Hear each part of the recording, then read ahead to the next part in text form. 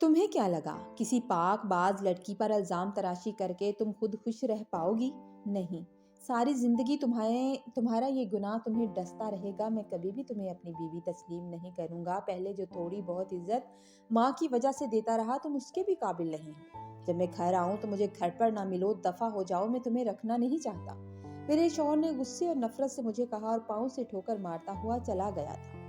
میں وہیں نیچے بیٹھ کر زور سے رونے لگی۔ اب میرا دکھ تکلیف سمجھنے والا کوئی نہیں تھا۔ میری غلطی کی مجھے سزا مل گئی تھی۔ میں نے کسی پر اتنا گھٹیا الزام لگایا تھا۔ آج مجھے اندازہ ہو رہا تھا کہ کسی کی کردار کشی کرنا کتنا بڑا گناہ ہے۔ میرا نام انایا ہے۔ میں اپنے ماں باپ کی اکلوتی بیٹی تھی۔ میرے بعد اللہ تعالیٰ نے انہیں اولاد نہیں دی۔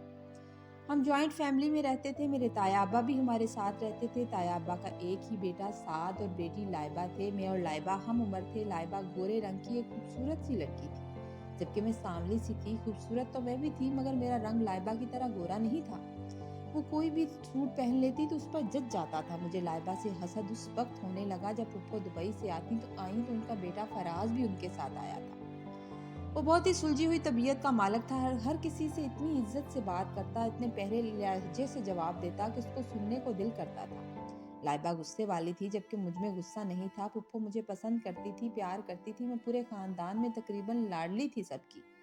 مجھے لائبہ سے زیادہ اہمیت دی جاتی تھی کیونکہ اماں ابا کی اکلوتی بھی تھی۔ 7 بھائی بہنوں کی طرح پیار کرتے۔ پھپھو کے آنے کے بعد مجھے احساس ہوا کہ لائبہ مجھ سے زیادہ خوبصورت ہے، کیونکہ میں نے فراز کی نظر میں پسندیدگی دیکھی تھی۔ یہ مجھ سے برداشت نہیں ہو رہا تھا۔ مجھے فراز پسند نہیں تھا، مگر جانے کیوں اس نے لائبہ کی تعریف کی تو مجھے اچھا نہیں لگا۔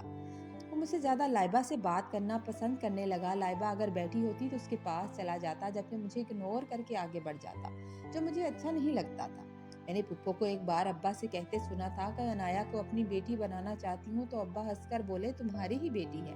پھر مجھے لگا کہ اگر پھپھو نے فراز کے لیے مجھے مانگا ہے تو وہ لائبہ کے پاس کیا لینے جاتا ہے۔ اس بات کا ذکر جب میں نے اپنی ماں سے کیا تو ماں کہنے لگی وہ تم سے جھجکتا ہے۔ اس بات کا ذکر اس کی ماں نے اس سے کیا ہوگا، وہ تمہارا ہی مگیتر ہے، فضول کے وہم دل میں مت پالو۔ ماں کی بات سن کر میں دل کو تسلی دیتی، مگر مجھ سے برداشت نہیں ہوتا تھا۔ تائی ماں بازار گئی تو بازار سے ہم دونوں کے لیے ایک جیسے سوٹ لے آئیں، کیونکہ شام کو ان کی شادی کی سالگرہ تھی۔ ہلکے گلابی رنگ کا وہ سوٹ جو میں نے پہنا اور میں نے آئینے میں دیکھا تو مجھ پر بہت اچھا لگ رہا تھا۔ مجھے لگا کہ آج میں سب سے زیادہ حسین لگوں گی۔ میں نے اس کے ساتھ اپنا میک اپ کا سامان وغیرہ بھی نکال کر رکھا اور نہانے چلی گئی۔ جب میں نہا کر آئی تو بال سکھا رہی تھی تو میں نے دیکھا لائبہ بھی وہ ڈریس ٹرائی کر رہی تھی۔ کیونکہ اس کے کمرے کا دروازہ کھلا ہوا تھا، وہ ڈریس پہن کر آئینے میں خود کو دیکھ رہی تھی۔ میں نے دیکھا کہ وہ ڈریس اس پر مجھ سے بھی زیادہ اچھا لگ رہا تھا۔ آج سے پہلے ایسا کبھی نہیں ہوا۔ آج مجھے اس سے دیکھ کر اتنی نفرت کیوں ہو رہی تھی؟ جب میں نے دیکھا کہ وہ واش روم چلی گئی تو میں جلدی سے اس کے کمرے میں گئی تھی اور میں نے ایک سائیڈ سے اس ڈریس کو پکڑ کر پھاڑنے کی کوشش کی۔ پھر مجھے لگا ان کو پتہ نہ لگ جائے، تو میں نے اسے پچھلی سائیڈ سے اس طرح پھاڑا تھا کہ کسی کو شک بھی نہ ہو، اور جلدی سے کمرے سے نکل آئی اور دل ایک دم سے خوش ہو گیا کہ آج حسین تو میں ہی لگوں گی۔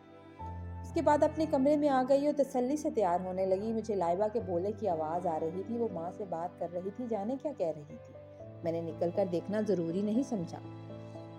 جب میں تیار ہو کر ہال میں آئی تو پھپھو مجھے دیکھ کر صدقے واری جانے لگی۔ میں نے ایک نظر فراز پر ڈالی تو وہ مجھے ہی دیکھ رہا تھا، لیکن اس کے بعد اس نے نظر پھیر لی اور میں نے اس کی نظر کا پیچھا کیا تو وہاں لائبہ آ رہی تھی۔ اس نے بلیک کلر کا ایک اور ڈریس پہن رکھا تھا جس میں اس کا گورا رنگ اور چمک رہا تھا۔ وہ بہت ہی خوبصورت لگ رہی تھی، اور جب میں نے فراز کی آنکھوں میں ایک چمک دیکھی تو یہ چیز مجھ سے برداشت نہیں ہوئی۔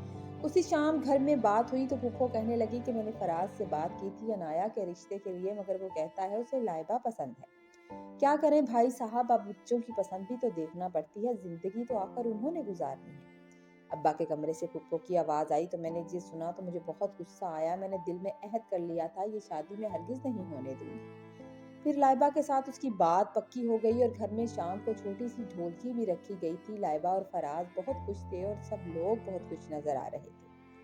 ایک ہفتے کے بعد پھپھو کہنے لگی کہ انہیں واپس جانا ہے اور وہ چاہتی ہیں کہ واپس جانے سے پہلے نکاح کی رسم ہو جائے۔ تایا ابا کہنے لگے نکاح کے بعد رخصتی کو دیر نہیں کرنی چاہیے، پھر تم ایک بار رخصت کر کے اپنی بیٹی کو لے ہی جاؤ۔ نکاح کے بعد رخصتی اگر لیٹ کر دیں تو بچوں میں غلط فہمیاں ہو جاتی ہیں، جو میں نہیں چاہتا۔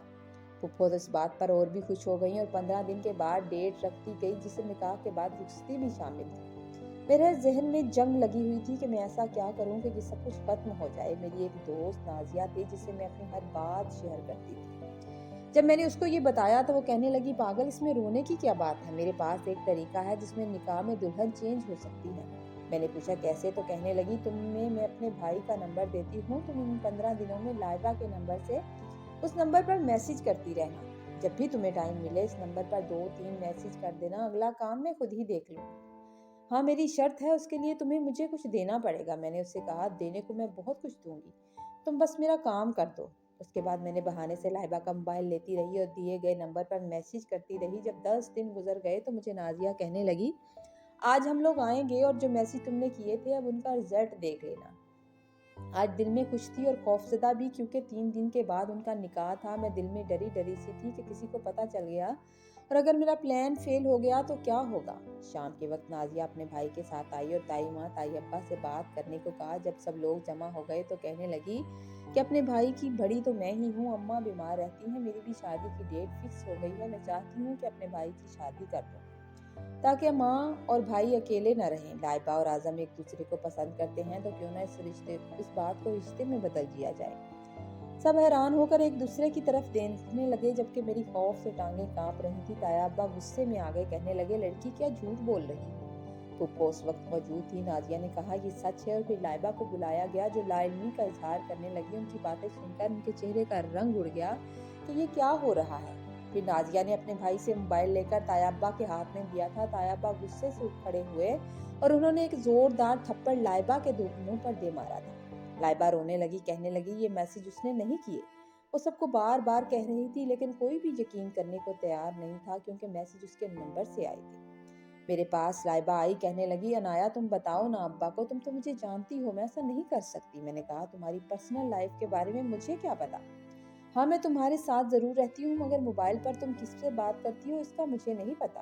تایا ابا نے نازیہ سے کہا کہ ہمیں کچھ وقت دو پھر بات کرتے ہیں۔ وہ لوگ چلے گئے اور میں خوش تھی کہ کام نپٹ گیا، کیونکہ فراز بھی اٹھ کر باہر نکل گیا تھا۔ اس نے بھی اعظم کے موبائل سے میسج دیکھے تھے۔ اس بات پر وہ حیران تھا اور کہہ رہا تھا کہ مجھے یقین نہیں آ رہا کہ لائبہ ایسے کر سکتی ہے۔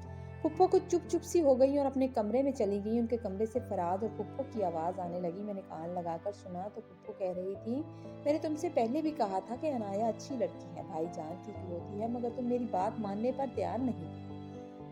اب یہ تو میری سمجھ سے باہر ہے، نکاح کرنا ہے یا نہیں کرنا، اب تم کیا کہتے ہو؟ میں نے تو سب رشتہ داروں کو بھی بلا لیا ہے، میرے سارے سسرال والے کیا سوچیں گے؟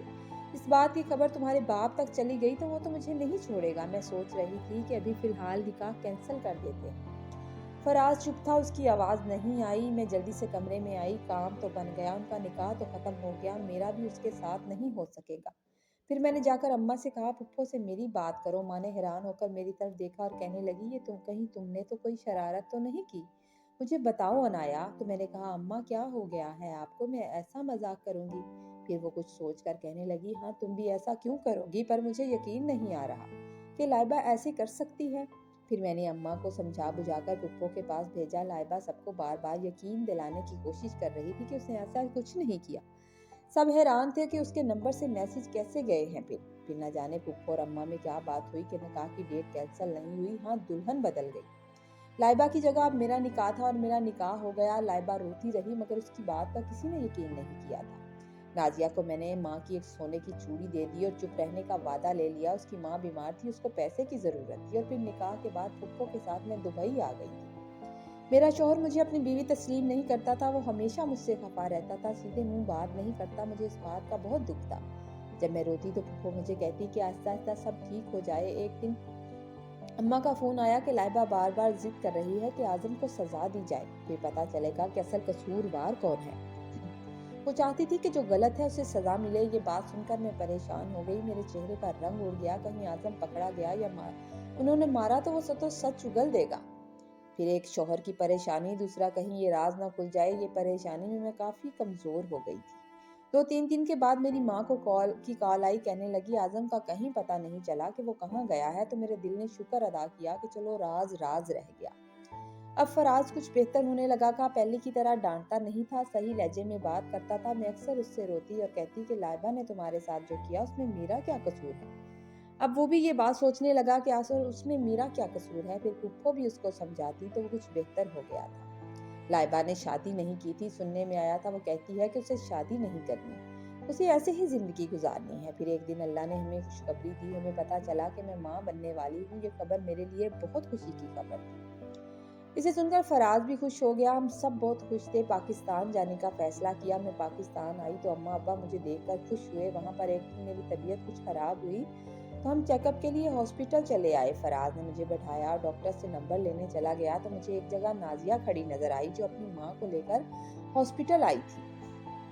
मैंने उसको देखकर जल्दी से चेहरा छुपा लिया, मगर उसने मुझे देख लिया। पास आई तो कहने लगी कि उसकी माँ को कैंसर हो गया और उसको पछतावा हो रहा था कि उसने किसी के साथ गलत किया था। कहने लगी लाइबा से माफी मांगना चाहती है, उसका भाई भी एक एक्सीडेंट में मारा गया था। अब दोनों माँ बेटी हैं। माँ को कैंसर हो गया है। नाजिया के शौहर ने उसे तलाक दे दी है। वो रो रही थी, कहने लगी कि मुझे लाइबा की बद्दुआ लग गई है। अब वो लाइबा से माफी मांगना चाहती है। मैंने उससे कहा खुदा के लिए मेरी जिंदगी बर्बाद मत करना, मैं खुद ही लाइबा से माफी मांग लूंगी। अब जाकर तो मेरी जिंदगी में थोड़ी बेहतरी आई है। हम दोनों आपस में बात करने लगे थे, जाने कब फराज ने मेरी सारी बात सुन ली। मैंने नाजिया से बात करते जब देखा तो वो जहर आलूद नजरों से मुझे देख रहा था। उसने मुझे थप्पड़ मारा और छोड़कर जाने लगा। मैं जल्दी जल्दी उसके पीछे जाने लगी, उसको आवाजें देने लगी कि मुझे ठोकर लग गई और मैं बुरी तरह सीढ़ियों से गिरती हुई नीचे आई थी। काफी लोग जमा हो गए। उसके बाद जब होश आया तो मैं हॉस्पिटल में एडमिट थी। मेरा 3 महीने का बच्चा जाया हो चुका था। सब लोग मेरे पास थे। मैंने जल्दी से पूरे कमरे में देखा, मुझे फराज कहीं नजर नहीं आया। मैं 3 दिन हॉस्पिटल रही। घर आकर वो मेरे पास नहीं आया।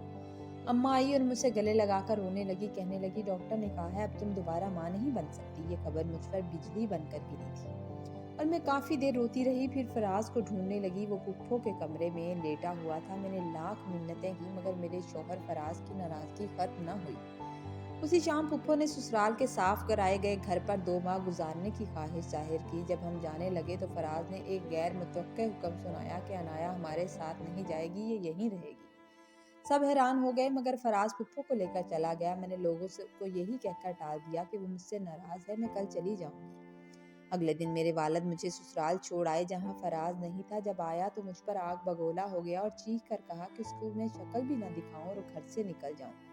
मेरे रोने और मिन्नतें करने के बावजूद उसने मुझे ठोकर मारकर निकाल दिया। जब फुप्पो ने आकर सारी बात सुनी तो वो हैरान होकर बोली तुमने ये गुनाह क्यों कर दिया, अब वो तुम्हें कभी नहीं रखेगा। शाम को फराज वापस आया तो मुझे देखकर गुस्से से भर गया। फिर उसने एक शर्मनाक शर्त रखी कि तुम्हारे पास 1 हफ्ता है, जाओ और बड़े मामू से मेरे लिए लाइबा का रिश्ता लेकर आओ, क्योंकि अब तुम माँ नहीं बन सकती। अगर तुम ऐसा करोगी तो मैं तुम्हारा राज राज ही रखूंगा और तुम्हें इस घर में रहने दूंगा, वरना मैं तुम्हें तलाक दे दूंगा। शर्त ने मुझे रात भर रुलाया मगर तलाक लेकर रुसवा होने की बजाय मैंने अपनी इज्जत बचाने और गुनाह का कफारा शोहर के नाम के साथ जिंदगी गुजारने का फैसला किया। मैंने ताया अब्बा की मिन्नतें की, यहाँ तक कि लाइबा और ताया अब्बू को भी ये कहकर मना लिया कि मेरी औलाद नहीं हो सकती इससे पहले कि कोई गैर आए। अच्छा है मेरी अपनी बहन आ जाए। सबकी मिन्नतों के बाद फराज और लाइबा का निकाह हो गया। आज 2 साल हो गए हैं। अल्लाह ने उन्हें बेटा भी दिया है जिसे मैं ज्यादा संभालती हूँ। फराज ने मेरी इज्जत और को राज रखा हुआ है।